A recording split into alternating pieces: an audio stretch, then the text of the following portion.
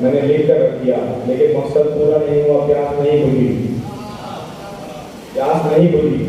میں نے کہا پانی پانی پانی کرتے کرتے آدھی رات گزر گئی، پیاس نہیں بجھی۔ یہ تھا وجود ملفوظی، اور ایک ہے وجود حقیقی، اور ایک ہے وجود ذہنی۔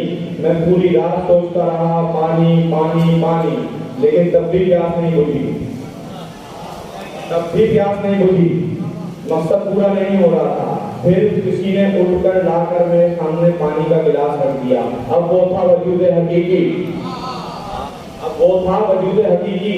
اس سے پتہ یہ چلا پروردگار نے جتنی مخلوقات بنائی اس میں جو وجود رکھے 4 تھے، 3 فضول تھے، ایک حقیقت تھا۔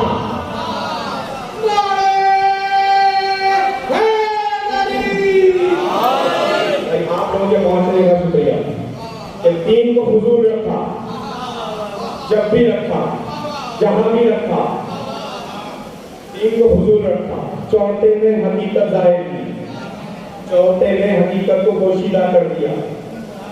پھر پیاس بجھی، پھر پیاس بجھی، لیکن کیا کہنے، اللہ تعالیٰ نے ہر مخلوقات کے، ہر خلقت کے 4 وجود رکھے اور ایسا ہی رکھا۔ کسی بھی خلقت کو دیکھ لیں، کسی بھی پروردگار کی خلقت کو دیکھ لیں، انجام یہی ہوگا کہ 3 وجود ہوں گے، ایک حقیقت ہوگا۔ لیکن کیا کہنے علی میری عزت کے، تجھے لکھو تو ثواب، تجھے بولو تو ثواب، تجھے دیکھو تو ثواب، تجھے سوچو تو ثواب۔ علی کو پروردگار نے وہ مقام عطا کیا، وہ پروردگار نے عزت بخشی، وہ مقام عطا کیا مولا کائنات کو، کہ پروردگار نے 4 وجود علی کے، رسول کی حدیث بتا رہی ہے، حضرت ابوبکر روایت کر رہے ہیں کہ 4 پروردگار کے حبیب نے 4 کو علی کے، کہ اگر لکھ دو تو بھی علی ثواب، علی لکھ دو تو ثواب، علی بول دو تو ثواب، علی سوچتے رہو تو ثواب، علی کو اگر معرفت سے پہچان لو، دیکھ لو تو ثواب۔ اپنی معرفت کے مقام کو بڑھاؤ اور پھر علی کو دیکھو۔ ابھی دنیا سے علی ختم ہوتا ہی نہیں، اور ہم علی پڑھتے بھی نہیں، ابھی تو ہم علی پڑھتے بھی نہیں، ابھی تو ہم علی کے معجزات بتاتے ہیں، ابھی تو ہم وہ بتاتے ہی نہیں جو علی تھے۔ یہاں تو نقشہ ہی الگ ہے، لوگوں نے کتابیں دے دی دعائے کمیل کی، میں دعائے کمیل کا ممکن نہیں، دعائے کمیل ایک بہت زیادہ قبول ہونے والی دعا ہے، لیکن علی نے جو دعائے کمیل ہدیہ کی وہ ہم شیعوں کے لیے کی۔ انہیں بتایا کہ کیسے اس سے مانگا جاتا ہے، میں نے کہا کہ میں بھی ایسے مانگتا ہوں، تو میں نے کو بتایا کیسے مانگا جاتا ہے۔ اگر تم گناہوں میں گر گئے ہو، پریشانیوں میں گر گئے ہو، مشکلات میں گر گئے ہو، بتا میں دیتا ہوں کیسے مانگا جاتا ہے۔ اگر علی ایسا، اگر کوئی کہتا ہے کہ دعائے کمیل میں دیکھو علی کیسے مانگ رہے تھے، تو دعائے نجیبہ کا کیا کرو گے؟ جو مسجد قبا میں بیٹھ کے علی پڑھ رہے تھے، اصحاب سے کہہ رہے تھے تم مت پڑھنا، صرف میں پڑھوں گا، اور علی کہہ رہے تھے تیری بھی عزت بڑی ہے، مجھے بھی تو نے عزت بڑی دی ہے، تیرا جو مقام ہے تو نے ویسا مقام مجھے دیا، تو بھی یکتا، تو بھی بے مثال، تو نے مجھے بھی بے مثال بنایا، تجھ میں اور مجھ میں فرق اتنا ہے، تو نے مجھے بنایا ہے، اس کے بعد میں نے سب بنایا ہے۔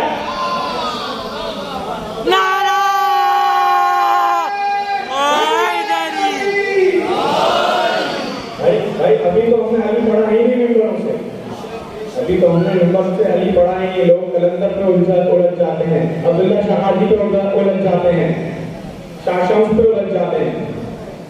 ابھی تو ہم علی کے نوکر پڑھتے ہیں تو کہتے ہیں کہ اتنا کیسے، تو سلمان بتاتے تھے ایسے۔ حضرت سلمان سے کسی نے، حضرت سلمان راستے سے گزر رہے تھے، بوڑھے تھے، کمر جھکی ہوئی تھی، جانے لگے، علی کے ان نے راستہ روکا، کہا سلمان میں نے سنا ہے، تنزیہ بولا، سلمان میں نے سنا ہے تیرا مولا کہتا ہے سلمان مردے زندہ کرتا ہے، سلمان تو مردے زندہ کرتا ہے۔ نہ سلمان نے یہ کہا پتہ نہیں، نہ سلمان نے یہ کہا پوچھوں گا، نہ یہ کہا کر کے دیکھوں گا، کہا اگر وہ کہتا ہے تو کرتا ہوں، اگر وہ کہتا ہے تو کرتا ہوں۔ حضرت سلمان فارسی نے کہا کہ اگر وہ کہتا ہے تو کرتا ہوں۔ اس نے حضرت سلمان کا ہاتھ پکڑا، کہا کر کے دکھا۔ ایک قبرستان میں لے گیا، ایک بوسیدہ قبر ڈھونڈی، سالوں پرانی قبر تھی، قبر بتا رہی تھی وارث بھی نہیں ہوں گے۔ اس قبر پہ کھڑے ہو کر کہنے لگا کر زندہ۔ اپنا سلمان نے یہ کہا تم بے اذنی، نہ کہا تم بے اذن اللہ، نہ کہا تم بے اذن علی، نہ کہا کہ میرے حکم سے اٹھ، نہ کہا کہ اللہ کے حکم سے اٹھ، نہ کہا کہ علی کے حکم سے اٹھ۔ کہنے لگے کہ اٹھ جا، یہ بکواس کر رہا ہے کہ اس نے کہا ہے کہ میں مردے زندہ کرتا ہوں، اس نے کہا ہے یہ بکواس کر رہا ہے کہ اس نے کہا ہے میں مردے زندہ کرتا ہوں، اگر اس نے کہا ہے تو اٹھ جا۔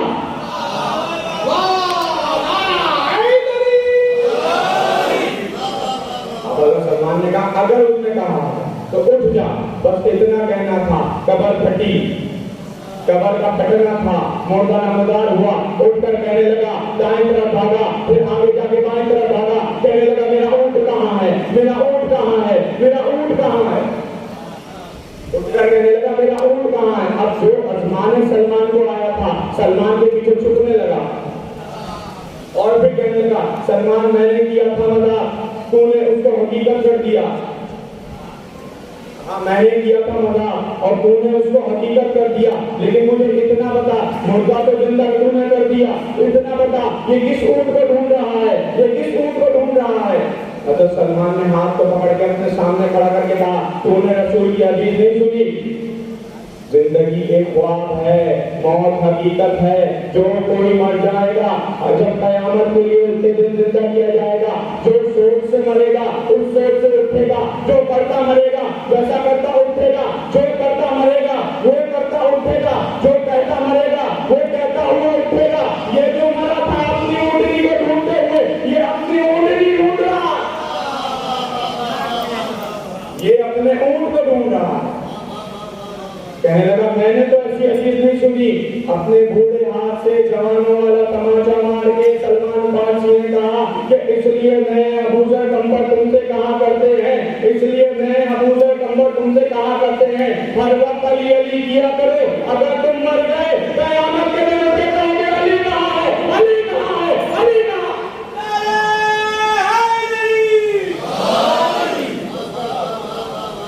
اٹھ کر قیامت کے دن کہو گے علی کہاں، علی کہاں۔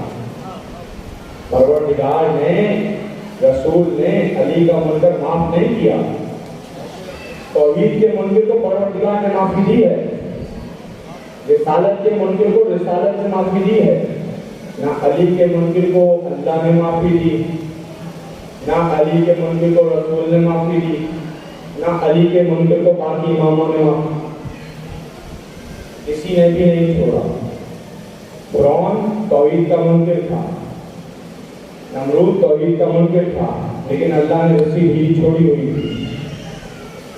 عذاب تب بھیجا جب وہ حجت کا منکر ہوا، عذاب تب بھیجا جب حجت کا منکر ہوا۔ اسی طرح رسول کے لیے ابو جہل منکر تھا۔ نہیں آپ نہیں سمجھے، خندق لے کے جانا پڑے گا، خندق میں جا کے جب خندق میں رسول پہنچے، عمر نے اپنے رسول کے خیمے کو نیزہ مار کے چاک کیا اور رسول نے فرمایا کون ہے، نجس جانور کا نام لے کر کہا، ممبر کے تقدس کو پامال نہیں کرنا چاہتا، نجس جانور کو، چار پیروں والے کو جس کو ہم گھر میں نہیں باندھ سکتے، کہا کہ کون اس کی زبان کاٹے گا، کون ہے جو اس کی زبان قلم کر دے، کون ہے جو اس کی زبان قلم کر دے۔ رسول تو پر زندگی میں ابھی جو مکے میں مدینے میں ظلم ہوتے رہے، پتھر مارے جاتے رہے، لہو لہان رسول کو کرتے رہے، رسول سب سہتے رہے، لیکن ایسا نہیں کہا یا رسول اللہ آج کیا بات ہے، کیوں کہا۔ اب آج کی مجلس کا ایک نقطہ آپ کے حوالے کر رہا ہوں، مجلس بیوی کی ہے اس لیے آپ کے ایک نقطہ حوالے کر رہا ہوں۔ رسول نے عجب نہیں رسول کہیں، وہ جو منکر ہو رہے تھے، وہ جو ستا رہے تھے، وہ محمد کو ستا رہے تھے، آج انہوں نے کیا ہے میرے گھر پہ حملہ، آج انہوں نے کیا ہے میرے گھر پہ حملہ۔ قیامت تک بتانا چاہتا ہوں جو ہمارے گھروں پہ حملہ کرے نجس جانور کی مانند ہے۔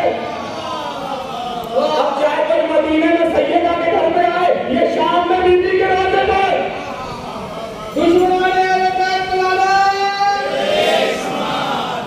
پروردگار کے حبیب نے صرف کہا نجس جانور جانور سے مخاطب کیا، لیکن بنایا نہیں۔ لیکن اب آئیے ذرا مسجد کوفہ میں علی بیٹھے ہوئے عدل کے مطابق، اپنے عدل کے مطابق، اپنی عدالت کے مطابق بیت المال کا مال تقسیم کر رہے ہیں کہ اتنے میں ایک شخص نے آ کے کہا جو مسلمان تھا، کلمہ توحید پڑھتا تھا، کلمہ رسالت پڑھتا تھا، باجماعت نماز پڑھتا تھا، آ کر کہنے لگا علی مجھے تیرے عدل پہ شک ہے، علی مجھے تیرے عدل پہ شک ہے، تو عدل میں کمی کر رہا ہے۔ جب اتنا کہنا تھا مولا نے اس کی طرف دیکھنا بھی گوارا نہیں کیا اور کہا شرم نہیں آتی، مسجد ہوتے ہوئے نجیب جانور کا نام لے کر کہا بن کر آ گیا، نجیب جانور کا نام لے کر کہا کہ بن کر آ گیا۔ جیسے ہی مولا نے یہ کہا بس اس کا جذب خاکی بدلا اور دوڑتا ہوا مسجد سے باہر نکلا۔ جیسے ہی وہ نکلا باقی لوگ بھی نکلے، اب پیچھے چلنے لگے، لوگ کہنے لگے یہ مسجد سے کیسے جانور نکل رہا ہے، مسجد سے نجیب جانور کیسے باہر آ رہا ہے۔ اب جو لوگ پیچھے آ رہے تھے وہ یہ نہیں کہہ رہے تھے کہ واقعی جانور ہے، کہا یہ جانور نہیں ہے، یہ فلاں بن فلاں ہے، فلاں بن فلاں ہے، یہ منکر ولایت علی کی سزا ہے، شک کرنے کی سزا ہے، علی پر شک کرنے کی سزا ہے۔ اور پھر جب بازار میں نکلا باقی جانوروں نے اس پہ حملہ کیا۔ جب کسی علاقے میں کوئی نیا آ جائے تو اس جیسے اس کو تنگ کرتے ہیں، نوچا، کاٹا، زخمی کیا۔ کتنا روایت صحیح ہے؟ جب زخمی کر دیا، اب جو تھا تو جانور بن تو چکا تھا، سوچ ابھی بھی انسان والی تھی، اپنے گھر کا رخ کیا۔ جیسے ہی گھر کی طرف بڑھا، زوجہ نے گھر کے اندر داخل ہوتے ہوئے جانور کو دیکھا، ہاتھ میں پتھر اٹھایا، جیسے ہی پتھر اٹھایا پیچھے سے مرنے نے کہا مت مارنا، تیرا شوہر ہے، اس کو مت مارنا، یہ جانور نہیں ہے، تیرا شوہر ہے۔ اب جو زوجہ تھی اس کے دل میں محبت علی تھی، وہ کہنے لگی پتھر کو زمین پہ پھینکتے ہی کہا کیا علی کے خلاف بول گیا،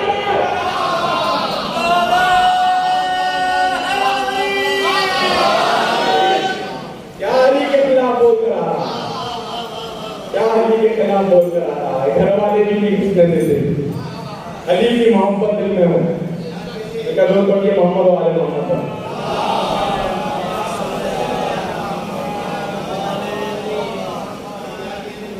ایک مرتبہ مولا علی سے حضرت سلمان نے کہا کہ یا علی، مولا آپ کہتے ہیں آپ کی ریت بڑی ہے، آپ کی ریت بڑی ہے، ذرا ہمیں دکھائیے۔ مولا نے بادل کو اشارہ کیا، بادل کے دو ٹکڑے نیچے آئے، ایک پر سلمان ابوذر نمبر کو سوار کیا۔ یہ حدیث رمامہ کے نام سے مشہور ہے، بڑی بڑی کتابوں کے اندر موجود ہے حدیث رمامہ، ایسا ہی ہے رمامہ حدیث کے نام سے مشہور ہے، بہت طویل حدیث ہے، پورا واقعہ اس میں لکھا ہوا ہے۔ اشارہ کیا بادل کو، دو ٹکڑے نیچے آئے، ایک پہ سلمان ابوذر نمبر کو سوار کیا، ایک پہ مولا کو سوار ہوئے، حسن حسین کو ساتھ لیا۔ اب جو بادلوں نے پرواز کرنا شروع کیا، پہلی گلگت پہ رکے، جو پہلے مقام پہ رکے تو ادھر دیکھا، حضرت سلمان فرماتے ہیں کہ ہم نے دیکھا ادھر ایسے پروردگار کی خلقت موجود تھی جو آدھے آگ کے تھے، آدھے برف کے تھے، جسم آدھے برف کے تھے، آدھے آگ کے تھے۔ تو مولا سے انہوں نے کہا کہ مولا یہ کون سی جگہ ہے؟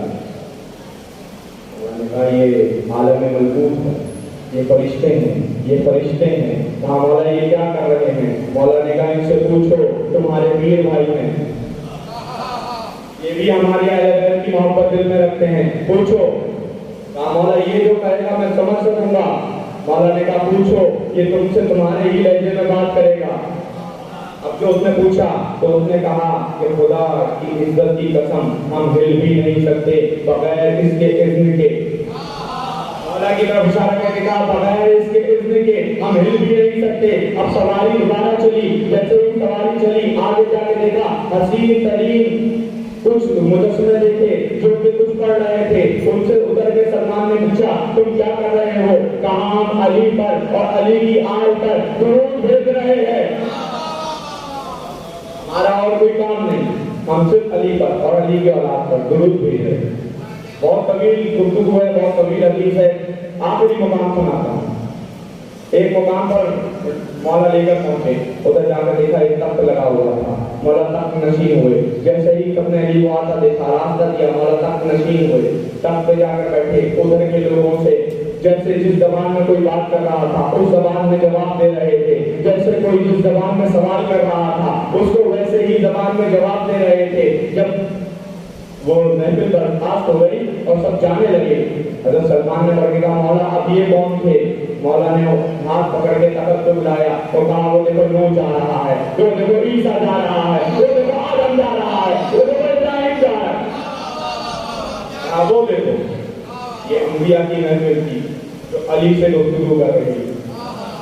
کہنے لگے اب سلمان کو نہ جانے کیا ہوا, کہنے لگے کہ یا علی بہت دیر ہو گئی, ہم آئے ہوئے ہیں, لوگ ہمیں ڈھونڈ رہے ہوں گے, اوپر میں سما بڑھتا ہوا ہوگا, لوگ ڈھونڈ رہے ہوں گے, علی بھی نہیں ہے, ابوذر بھی نہیں ہے, سلمان بھی نہیں ہے, کمبر بھی نہیں ہے, اب ہمیں چلنا چاہیے, نماز بھی پڑھنی ہے, مولا آپ نے امامت کرنی ہے. مولا نے کہا تھک گئے ہو؟ کہا مولا بس فکر باجماعت نماز کی ہے, آپ کے پیچھے کوئی نماز قضا نہ ہو جائے, آپ کے پیچھے نماز پڑھ سکوں, آپ کے پیچھے نماز پڑھنے کا جو لطف ہے وہ نہ کھو دوں. مولا نے وہ سواری واپس آئی. اب جب واپس اسی مقام پر آئے دیکھا جگہ بھی وہی تھی, لمحہ بھی وہی تھا, وقت بھی وہی تھا, مقام بھی وہی تھا, سب لوگ بھی وہی تھے. جہاں سلمان چھوڑ کے گئے تھے وہیں سے دنیا شروع ہو گئی, وہیں سے نظام ملک چلنے لگا, وہیں سے دوبارہ نظام ملک چلنے کا پس وہ دیکھا. اور سلمان نے ایک بار مولا کی طرف دیکھ کر کہا اب میں سمجھا رسول معراج پر کیسے گئے تھے, اب میں سمجھا رسول معراج پر کیسے گئے تھے, اب میں سمجھا. میں کہوں گا کہ وہ اللہ نے اپنے عاشق کو معراج کرائی تھی, یہ علی نے اپنے عاشقوں کو معراج کرائی ہے, یہ علی نے اپنے عاشقوں کو معراج کرایا. یہ کوئی کیا سمجھے گا مقام. کہتے ہیں جب آ گئے واپس 3 دن تک سلمان بازار میں نہیں گئے, مسجد میں نہیں گئے, باہر نہیں آئے. ابوذر کمبر مولا کی خدمت میں آئے, مولا 3 دن ہو گئے سلمان باہر نہیں آتا, سلمان کچھ کھا نہیں رہا. ہم گئے تھے, نوکر نے بتایا کچھ کھاتا نہیں ہے, کچھ بولتا نہیں ہے, کچھ کہتا نہیں ہے, کچھ کہہ نہیں رہا, بس آنکھیں کھلی ہوئی ہیں, خاموشی طاری ہے, بہت مشکل سے پانی منہ میں ڈالتے ہیں. اور سلمان کچھ کہہ نہیں رہے, نہ کچھ کھا رہے.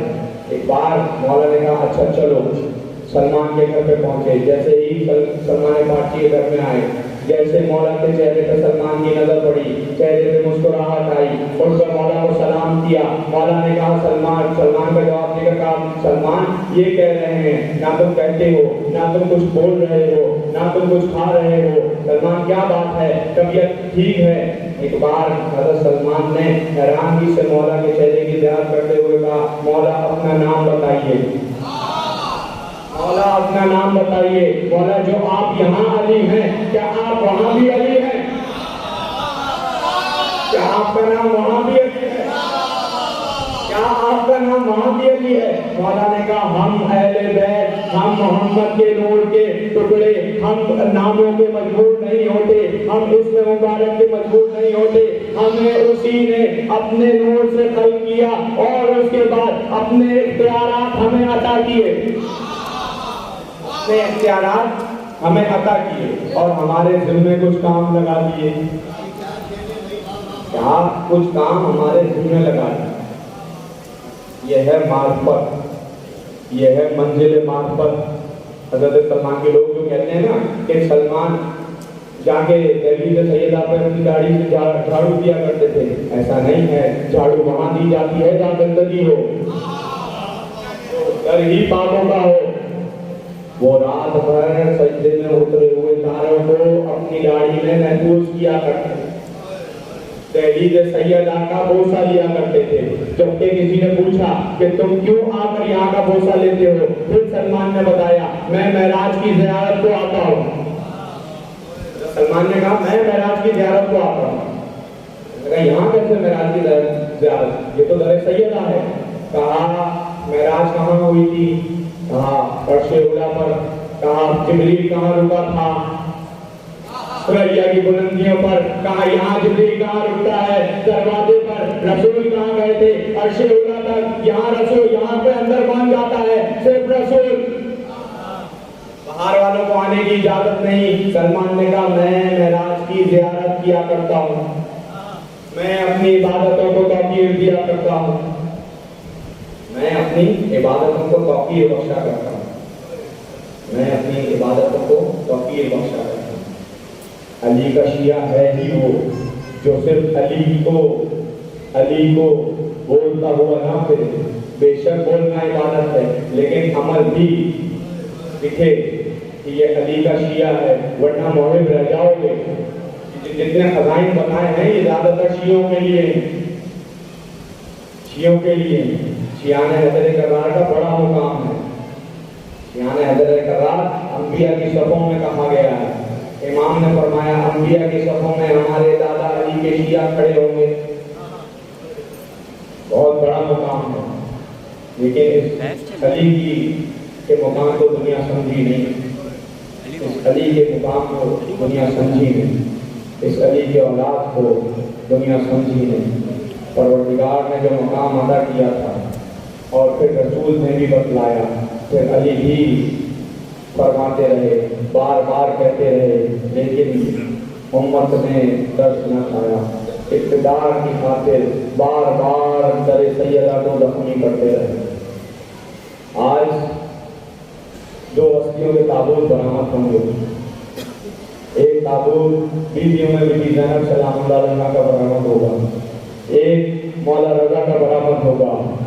آئے مقدر کہ ہیں دونوں قیدی, ہیں دونوں شہید, ہاں ہیں دونوں قیدی, ہیں دونوں شہید. ایک فرزند رسول, ایک دختر رسول, ہاں زلاران حسین. لیکن میں کہوں گا مولا آپ کو کسی نے رسیوں سے پابند کر کے بازاروں میں نہیں لے کے گئے. مولا آپ کو زہر دربار میں ملا ہے مولا, لیکن بیوی کو قربے کا بازار, شام کا بازار, بیوی بازار دیکھتی جاتی, سر عباس کو دیکھتی جاتی, کہتی عباس تیرے بعد, عباس تیرے بعد امت نے ہمیں بڑے دکھ دیے.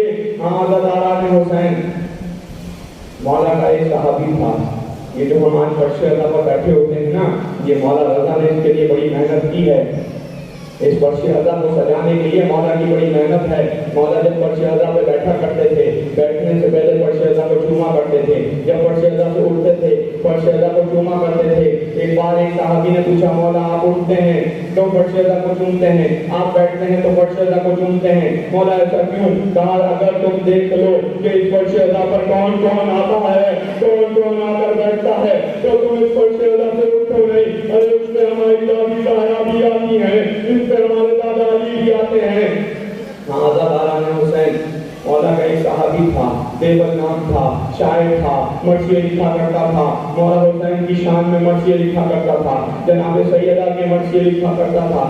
ایک بار مولا نے اس کو بلایا اور جیسے ہی وہ دروازے میں داخل ہونے لگا, ایک بار مولا نے اس کی طرف دیکھ کر کہا دیوبند تجھ پر میرا سلام, اے ظاہر حسین تجھ پر میرا سلام. ایک بار مولا نے اسے کہا دیوبند میرے دادا کا کچھ مرثیہ لکھ کر لائے ہو؟ کہا ہاں مولا لکھ کر لایا ہوں. ایک بار مولا اپنی جگہ سے اٹھے, پڑھ کر اس کی طرف تیز قدم سے چلے. ہاں دیوبند نے مولا کو ڈیری میں آتا دیکھا, اپنے قدموں کو روکا. مولا نے کہا ہے دیوبند تو رک کیوں گیا؟ رو کر کہا مولا آپ کو آتے ہوئے دیکھ کر میرے قدم اٹھ نہیں رہے. ایک بار مولا نے اپنے گلے سے لگا کر کہا اے میری دادی سیدہ کے مددگار, ارے ہاں میرے ذاکر حسین, ارے تو نارے, ارے تو ذاکر حسین ہے. ایک بار اپنے ممبر کے قریب لائے, کہا ممبر پہ بیٹھ کے ذکر حسین پڑھ, میں فرش ادا پر بیٹھ کر سنوں گا, تو ذاکر حسین پڑھ, میں عزادار حسین بنوں گا. ہاں عزادار حسین. ایک بار دیوبند سامنے کھڑا ہوا, جیسے ہی مرثیہ شروع کیا پہلا جملہ کہا اے سیدہ آپ پر سلام، جس کے در کو آگ کی لکڑیوں سے جلا دیا گیا، جس کے اوپر دروازہ جلتا ہوا گرا دیا گیا۔ دوسرا جملہ کہا بی بی آپ کی عظمت و سلام، جس کے شوہر کو مسجد میں سجدے کی حالت میں زخمی کر دیا گیا۔ تیسرا جملہ کہا بی بی آپ پر سلام، آپ کے فرزند کو سلام، جس کے جنازے کو امت نے تیر مار کے زخمی کر دیا۔ پھر چوتھا جملہ کہا بی بی آپ کے اس بیٹے پر سلام، جس کو پسے پوچھ گردن سے جس کا گلا کاٹا گیا۔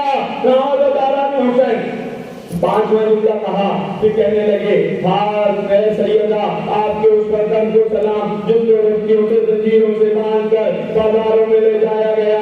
بی بی آپ کے اس فرزند کو سلام، جس کو تمثیلی میں بازاروں میں قید کر کے لے جایا گیا۔ بی بی آپ کے اس بیٹے پر سلام، بی بی آپ کے اس بیٹے پر سلام، جس کو زہر دے کے قتل کر دیا گیا۔ بی بی آپ کے منہ سے ظالم کو سلام، بی بی جن کے ہاتھوں کے گوشت کو زنجیریں کھا گئی تھی۔